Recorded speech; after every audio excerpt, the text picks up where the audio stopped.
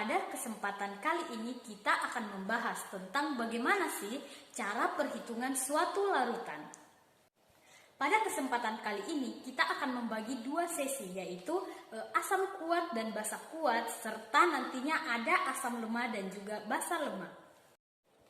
Pada perhitungan pH dan pOH pada rumus sebelumnya, kita tahu bahwa rumus dari pH sama dengan min log konsentrasi H+.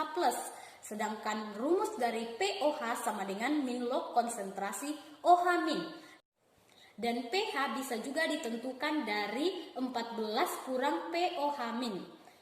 Jadi kuncinya untuk mengerjakan soal yang berkaitan dengan perhitungan pH, kita harus mengetahui rumus-rumus yang tadi. Perhitungan pH, pOH, asam kuat, dan basa kuat. Yang pertama yang akan kita bahas yaitu pH. Nah, pH ini rumusnya yaitu min log sama dengan konsentrasi H+. Jadi, pH ini merupakan suatu derajat tingkat keasaman larutan yang tergantung pada konsentrasi ion H+ dalam larutan. Seorang ahli kimia dari Denmark mengusulkan konsep pH untuk menyatakan konsentrasi ion H+, yaitu sama dengan negatif logaritma konsentrasi ion H+. Nah, berdasarkan definisi tersebut dapat disimpulkan beberapa rumus sebagai berikut. Jika konsentrasi H+ sama dengan 1 dikali 10 pangkat min 4, maka pH sama dengan N. Nah, jika konsentrasi H+ sama dengan X dikali 10 pangkat min N, maka pH sama dengan N min log X. Sebaliknya, jika pH sama dengan N, maka konsentrasi H+ sama dengan 10 pangkat min N.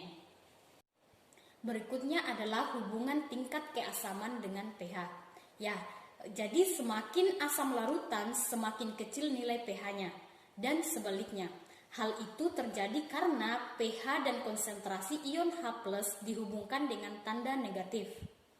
Selanjutnya, karena bilangan dasar logaritma adalah 10, maka larutan yang nilai pH-nya berbeda sebesar N mempunyai perbedaan konsentrasi ion H+ sebesar 10 pangkat N. Jadi, jika konsentrasi ion H+ sama dengan 0,1 molar, maka nilai pH-nya sama dengan min log 0,1 sama dengan 1. Sedangkan jika konsentrasi ion H+ sama dengan 0,01 molar, maka nilai pH sama dengan min log 0,01 sama dengan 2. Baik, berikutnya adalah pOH. Jadi, analogi dengan pH, konsentrasi ion OH- juga dapat dinyatakan dengan cara yang sama, yaitu pOH. Dengan rumus pOH sama dengan min log konsentrasi OH-.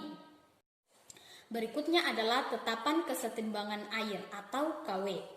Ya, salah satu penjelasan mengapa air dapat menghantarkan listrik adalah karena sebagian kecil dari air terionisasi menjadi ion H+ dan ion OH-. Ya, di sini ada reaksinya yaitu H2O dalam bentuk liquid, dia terionisasi menjadi H+ dalam bentuk akuo dan OH- dalam bentuk akuo.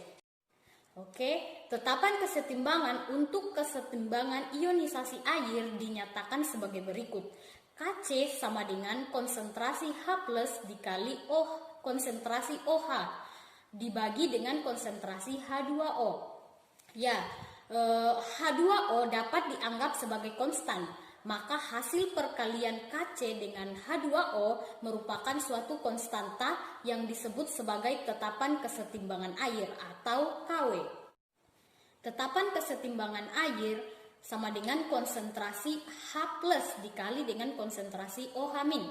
Ya, nilai dari tetapan kesetimbangan air pada berbagai suhu adalah 1 dikali 10 pangkat min 14. Berikutnya yaitu hubungan konsentrasi H+ dengan konsentrasi OH-. Ya, konsentrasi ion H+ sama besar dengan konsentrasi ion OH-, di mana dinyatakan konsentrasi H+ sama dengan konsentrasi OH- sama dengan akar KW atau tetapan kesetimbangan air.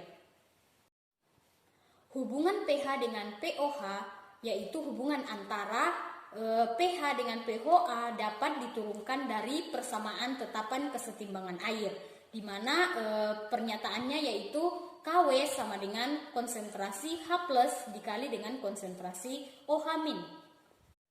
Min log KW sama dengan min log konsentrasi H+ dikali konsentrasi OH-. Dengan P sama dengan min log, maka PKW sama dengan pH ditambah pOH, atau pH ditambah pOH sama dengan PKW.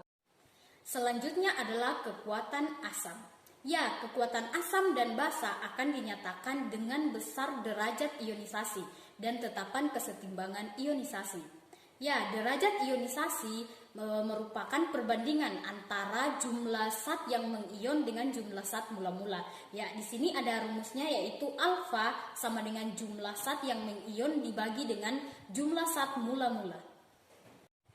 Ya, batas-batas nilai derajat ionisasi adalah sebagai berikut. Ya, di sini ada 0 kurang dari alfa kurang dari 1.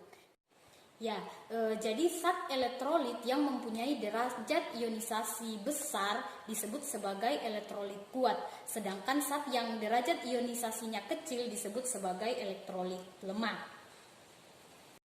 Berikutnya adalah tetapan ionisasi asam atau Ka. Ya, tetapan kesetimbangan untuk ionisasi asam akan disebut sebagai tetapan ionisasi asam. Di sini ada rumusnya yaitu Ka sama dengan konsentrasi H+ dikali dengan konsentrasi amin dibagi dengan konsentrasi Ha. Baik, berikut adalah daftar tetapan ionisasi Ka beberapa asam. Ya, di tabel ada nama asam, rumus kimia, dan Ka. Di situ ada asam asetat dengan rumus kimia CH3COOH dengan Ka-nya 1,8 dikali 10 pangkat min 5. Begitupun dengan asam-asam selanjutnya. Selanjutnya adalah menghitung pH larutan asam dan basa kuat. Ya, asam kuat telah disebutkan bahwa asam kuat ini merupakan pengion sempurna. Ya, pH larutan dapat ditentukan jika konsentrasi asam diketahui. Ya, rumus dari asam kuat yaitu konsentrasi H+ sama dengan konsentrasi asam dikali valensi asam. Berikutnya adalah basa kuat. Seperti halnya asam kuat, pH larutan basa kuat dapat ditentukan hanya dengan mengetahui konsentrasi basa. Ya, di sini ada rumusnya yaitu konsentrasi OH- sama dengan konsentrasi basa dikali valensi basa. Ya, berikut di sini ada contoh soal yaitu menentukan pH dan pOH. Nah, di sini ada HCl dengan 0,01 m. Ya, HCl ini dia terionisasi menjadi H+ dan Cl-, di mana pH sama dengan min log 0,01 sama dengan min log 1 dikali 10 pangkat min 2. Nah, pH-nya di sini yaitu 2. Kemudian untuk mencari pOH yaitu rumusnya pH sama dengan 14 dikurang pOH. Ya, tadi kan pH-nya ada 2. Nah, di sini 14 dikurang dengan 2. Jadi pOH-nya sama dengan 12. Demikian video pembelajaran ini. Di video selanjutnya saya akan menjelaskan tentang perhitungan asam lemah dan basa lemah. Sampai jumpa.